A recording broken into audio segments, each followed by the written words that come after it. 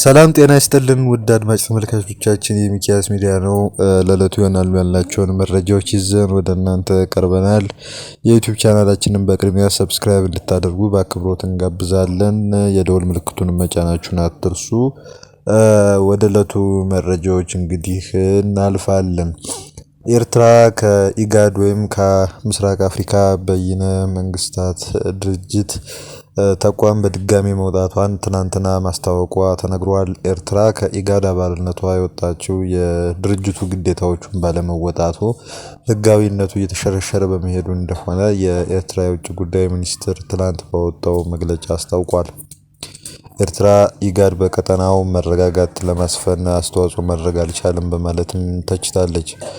ኤርትራ ከ18 ዓመታት በፊት ለመጀመሪያ ጊዜ ከኢጋድ ወጥታ የነበረ ሲሆን ሆኖም ፕሬዝዳንት ኢሳያስ እና ጠቅላይ ሚኒስትር አብይ ከ7 ዓመታት በፊት የሰላም ስምምነት መፈራረማቸውን ተከትሎ ድርጅቱን በድጋሚ ተቀላቅላ ነበር።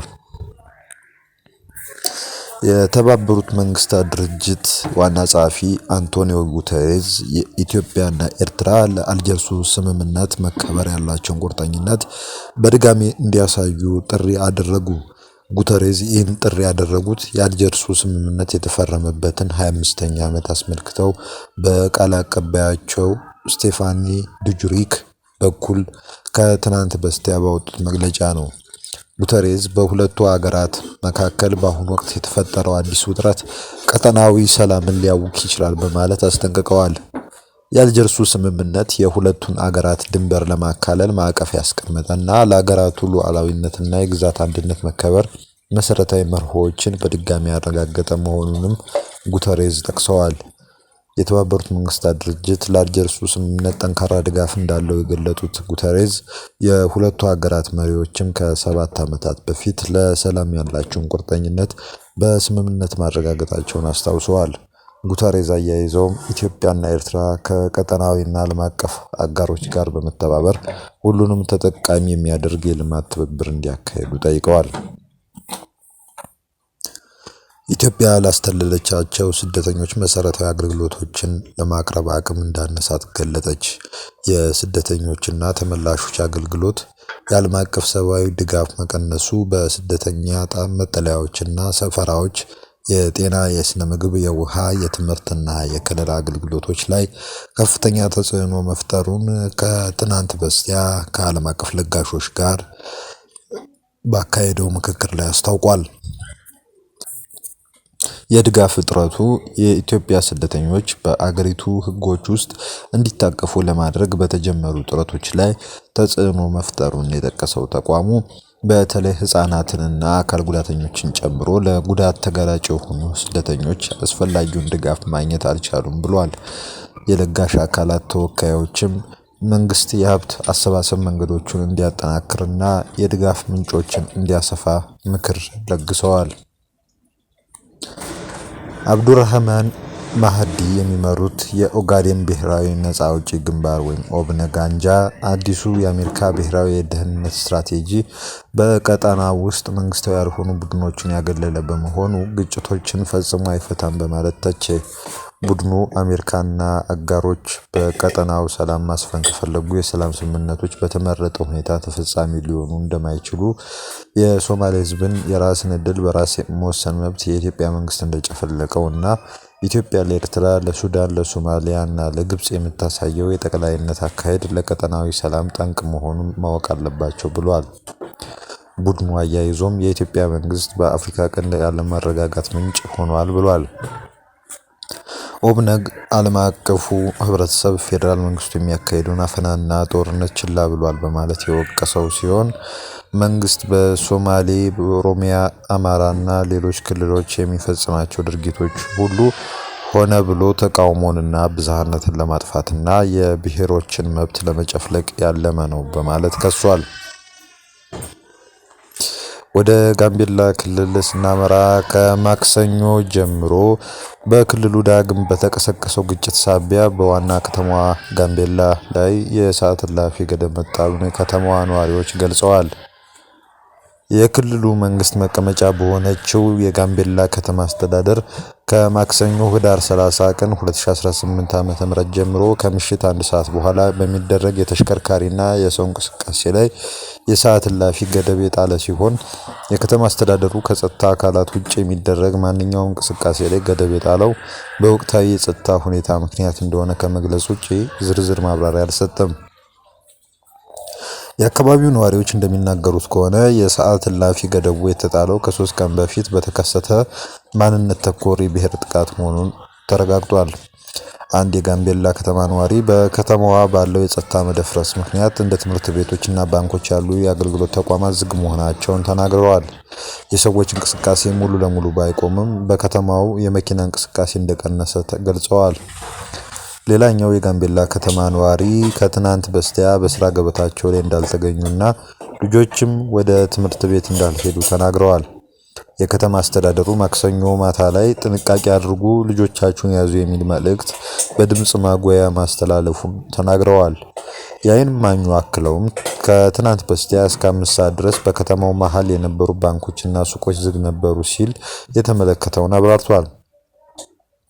የጋምቤላ ከተማ አስተዳደር ከከተማይቱ ከፍተኛ አመራሮች ጋር ከትላንት በስቲያ ከሰዓት ውይይት ማድረጋቸው የተገለጸ ሲሆን የንግድና ሌሎች አገልግሎት ሰጪ ተቋማት ክፍት ሆነው አገልግሎት መስጠት እንዲጀምሩ አሳስበዋል ተብሏል። በውይይቱ ሁሉም የመንግስት ሰራተኞች ወደ መደበኛ ስራቸው እንዲመለሱ ውሳኔ መተላለፉን የከተማይቱ ኮሚኒኬሽን ጉዳዮች ጽሕፈት ቤት አስታውቋል። በትናንትናው ዕለት የተወሰነ እንቅስቃሴ ቢኖርም ባንኮች አሁንም ዝግ እንደሆኑና ትምህርት ቤቶች ዛሬ እንዳልተከፈቱም ተነግሯል። በዋና ከተማው የክልሉና የፌዴራል ፖሊስ አባላት ተሰማርተው መመልከታቸውን የዓይን እማኙ ገልጸዋል። በጋምቤላ ከተማ ባለፉት ቀናት ለተከሰተው የጸጥታ መደፍረስ ምክንያት የሆነው ማክሰኞ ምሽት በከተማው ቀበሌ 03 ተብሎ በሚጠራው አካባቢ በተፈጠረው የጸጥታ ችግር ምክንያት እንደሆነ ስማቸው እንዲጠቀስ ያልፈለጉ አንድ የከተማዋ ነዋሪ ተናግረዋል። ማክሰኞ ላይ አንድ ግለሰብ በሁለት ሰዎች ላይ በሽጉጥ ጉዳት ካደረሰ በኋላ የአንደኛው ሕይወት ማለፉንና ሌላኛው ሕክምና እየተደረገለት እንደሚገኝ አስታውቀዋል። ጉዳት ያደረሰው ግለሰብ ሮጦ ማምለጡን የገለጹት ኃላፊው በቁጥጥር ስር ለማዋል አሁን ክትትል እየተደረገ ነው መባሉን እንደሰሙ ገልጸዋል። በጋምቤላ ከተማ በተፈጸመ ብሔርን መሰረት ያደረገ ጥቃት የ3 ሰዎች ሕይወት ማለፉንም ነዋሪው ተናግረዋል። የመረጃ ምንጩም አክለውም ለዚህ ክስተት መነሻ የሆነው ባለፈው ሳምንት መገባደጃ እሁድ ዕለት ከኢታንግ ወረዳ ወደ ጋምቤላ 16 ሰዎች አሳፍሮ ሲጓዝ የነበረ አውቶቡስ ላይ የደረሰው ጥቃት ነው ብለዋል። የጋምቤላ ክልል ፖሊስ ኮሚሽን ይህንኑ ክስተት በተመለከተ ባወጣው መግለጫ አውቶቡሱ ታርፓም የሚባል ቦታ ላይ ሲደርስ ተሳፋሪዎችን ወደ ሌላ አውቶቡስ በማዘዋወር ላይ ያለ ጥቃት እንደደረሰበት አስረድቷል። በዚህ ክስተት የአንዲት ወጣት ሕይወት እንዳለፈና ሌሎች ቁጥራቸው በውል ያልታወቀ ከባድ ጉዳት ደርሶባቸዋል። ከጉዳቱም በኋላም በጋምቤላ አጠቃላይ ሆስፒታል በጽኑ ሕሙማን ክፍል ሕክምና እየተከታተሉ መሆኑን ኮሚሽኑ ማስታወቁ የሚታወስ ነው። ይህን ጥቃት ፈጽሟል የተባለው ተጠርጣሪ በጊዜው በስራ ላይ በነበረ የትራፊክ ፖሊስ ላይ ለመተኮስ ሲሞክር መሳሪያው ስለከሸፈበት ማምለጡን የገለጸው ኮሚሽኑ ጥቃት ፈጻሚዎቹን ለመለየት የክልሉ ፖሊስና የፌዴራል የጸጥታ አካላት ባደረጉት ክትትል የተጠርጣሪዎቹ ማንነት መለየቱንም አስታውቋል። በክልሉ በህዝብ ማመላለሻ አውቶቡስ ላይ የሚሰነዘሩ ጥቃቶች በተደጋጋሚ ሲፈጸሙ ቆይተዋል። ባለፈው ጥቅምት ወር መጀመሪያ ላይ በጋምቤላ ከተማና በአቦል ከተማ መካከል በህዝብ ማመላለሻ አውቶቡስ ላይ በተከፈተ ተኩስ ጉዳት መድረሱን የክልሉ ፖሊስ ኮሚሽን ገልጾ ነበር። የመረጃ ምንጩ ግን ማክሰኞ ምሽት በዋና ከተማው የደረሰው ጥቃት ከ3 ቀናት ቀደም ብሎ ለተገደለችው ወጣት የተወሰደ የበቀል እርምጃ እንደሆነ አስረድተዋል። ለውድ የአውቶቡስ ጥቃት ያጸፋ ምላሽ ነው የተባለው የዋና ከተማው ምሽት ጥቃት በተፈጸመበት ዕለት በላሬ ወረዳ ላይ የመንግስት ባለስልጣናት ላይ ጥቃት ደርሶ እንደነበረ ምንጮቹ ገልጸዋል። በጋምቤላ ከተማ 90 ኪሎ ሜትር ርቀት በምትገኘው ላሬ ወረዳ ማክሰኞ ለተፈጸመው ጥቃት ኃላፊነት የወሰደ አካል አለመኖሩን የገለጹት ምንጮች እስካሁን ጥቃት አድራሾቹ አለመያዛቸውንም አብራርተዋል።